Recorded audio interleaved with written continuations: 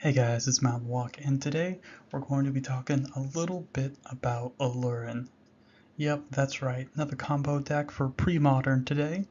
It's gonna be pretty sweet. So I'm gonna need all of you geniuses to get your brain ready, start massaging that noggin, get it jogging.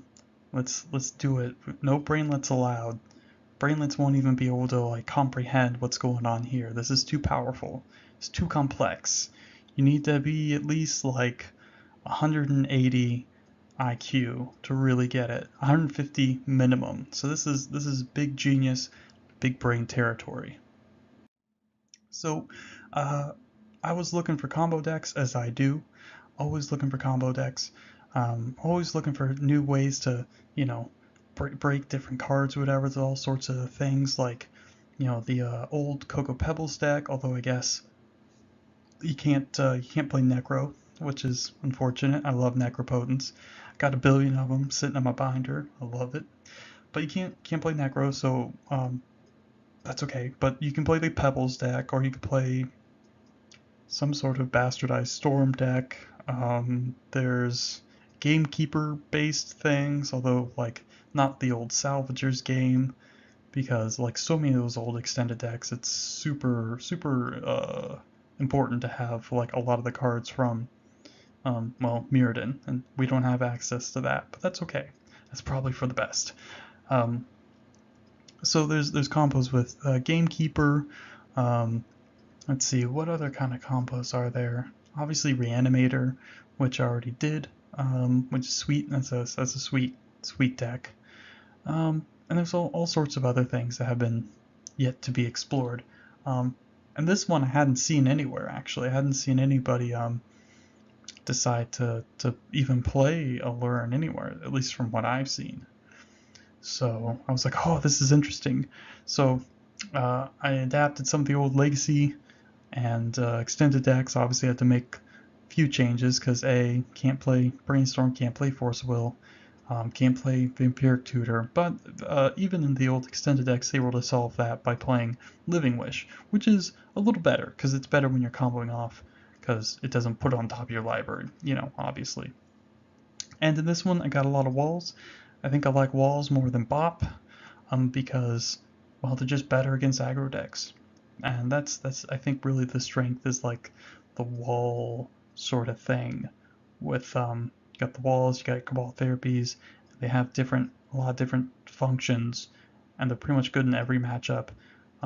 So I'm like, okay, I want to focus on this because these are good. I remember playing the Legacy version of this deck, and I was pretty happy with all the walls because these are sweet. These are really sweet. So here it is. Basically, just got all your combo stuff, or the stuff to find your combo, which is mostly just alluring creatures. So got Impulse and Intuition, of course, to find your combo stuff. Living Wish to find whatever creatures you need to, because it's like a 4-5 card combo kind of. And then the Cabal Therapy is really great. It's protection, obviously good synergy with all the walls. And then you have all your combo stuff: the Cavern Harpy, the Man-O-War, the Raven Familiar, and the Spike Feeder. The mana is pretty okay-ish. I'm thinking maybe we could play maybe one less land, not 100% sure, especially because we're running one in the sideboard to wish for, of course. Uh, there's also Hickory Woodlot instead of Havenwood Battleground. I'm not sure which one's best. Then there's also, like I said, Ancient Tomb could possibly be a one or two of. Yeah, and of course, like I mentioned earlier, Bop is a good accelerant. So there's all sorts of different little things you can do. But I like Havenwood Battleground a little bit better because it's a good turn one play, and you can use it more than twice to ramp out stuff. So because you don't have to, obviously, it doesn't have the charge counter thing like Hickory Woodlot. And then the sideboard just half is just like creatures that you need to combo with, and then stuff to prevent from you from dying, or anti combo hate or whatever. Naturalize against all sorts of nasty enchantments and stuff, like Curse Totem. Obviously, that'd be an artifact. Don't wanna deal with that guy. Hydroblast against some of the red decks. I guess if against Pyrostag Pillar, or if either really like they're double Fire Blast draws, which they can just gank you out of nowhere. This is stupid. So it's like, well, this will be good against that. Obviously against other red blasts, and the duress, of course, against combo and control decks. Pretty sweet. So you're probably wondering, how does this work? Well, it's kind of confusing.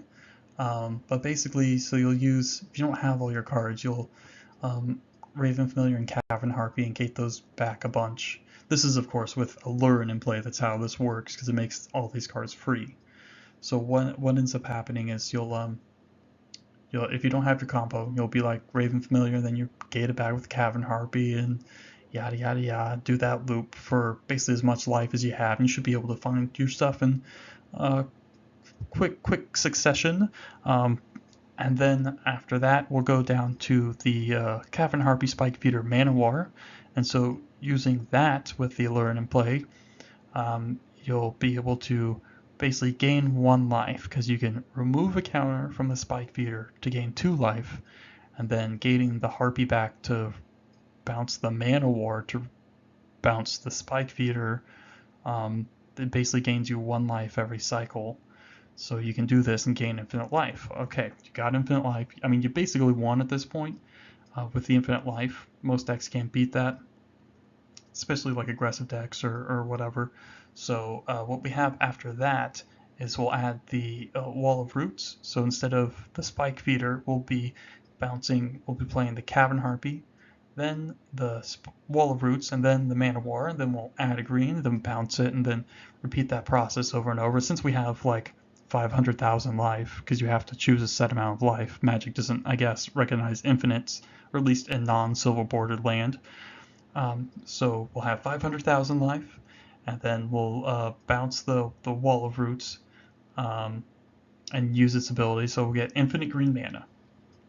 And so what happens after that? We'll be able to you get an infinitely big guy, because you remove the counters from Spike Feeder. If you have the Raven Familiar, you can basically dig through your deck until you find a Living Wish, and then you can Living Wish for the Maggot Carrier, and then you can bounce the Maggot Carrier 20 times, with the Cavern Harpy to kill your opponent, basically right then and there, which is pretty nice. Obviously, because Mag Carrier requires us to have at least one more life point than your opponent, and against a lot of decks you want significantly more.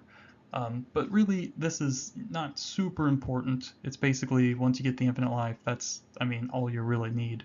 But it can be useful to kill your opponent, like if they have an ensnaring bridge in play. Obviously, it doesn't matter if you have a 100 like Raven Familiar or something, right? Like that's not gonna be able to swing. So being able to kill your opponent through even something like Ivory Mask, Maggot Carrier gets around the Ivory Mask. So that can be useful. But yeah, basically against most decks, you'll be able to just win with once you get the infinite life. Whew. Okay, that's I gotta take a drink. That is just too much. That's just too much. Like, oh, it hurts my head just thinking about it. Can you believe it? This deck is freaking hard, man. Like, when I was playing with it and goldfishing and stuff, I just forgot how difficult this deck was. Like, just all the different triggers going on the stack, and that's not even counting if you're playing like Brain Freeze and then keeping track of like number of spells and stuff you played. I mean, just ridiculous. So there's a ton of triggers, and the problem is you're putting a lot of different triggers on the stack all at once. And unlike if you put a bunch of different spells on the stack, you can literally stack them in the order that they're going on the stack on the table, right? So you can visualize it, so it's very easy to keep track of stuff and to resolve the stack. But this, not so much, especially when you're doing stuff wonky, and like if you're digging for cards and you're like, okay, I got my Raven Familiar and my Cavern Harpy, well, what's the best way to do this? Well, just play my Raven Familiar. Wrong. Wrong. Okay, what you do is you play the Cavern Harpy first. Put the gating ability on the stack. Then you play the Raven Familiar. Then if your opponent has any responses or not or whatever, then you resolve that. Then you gate the uh, Raven Familiar back. And then you can uh, gate the Cavern Harpy back. So basically, you don't really want to be in a spot where they're disrupting you, where your Cavern Harpy's on the stack, and you don't have another Cavern Harpy or a Man of War or something else to disrupt them. So you have to be. I mean, there's so many different interactions, especially if you're playing around removal, which is what makes the discard in the sideboard so nice, and also the main deck therapies is because you know what you have to play around.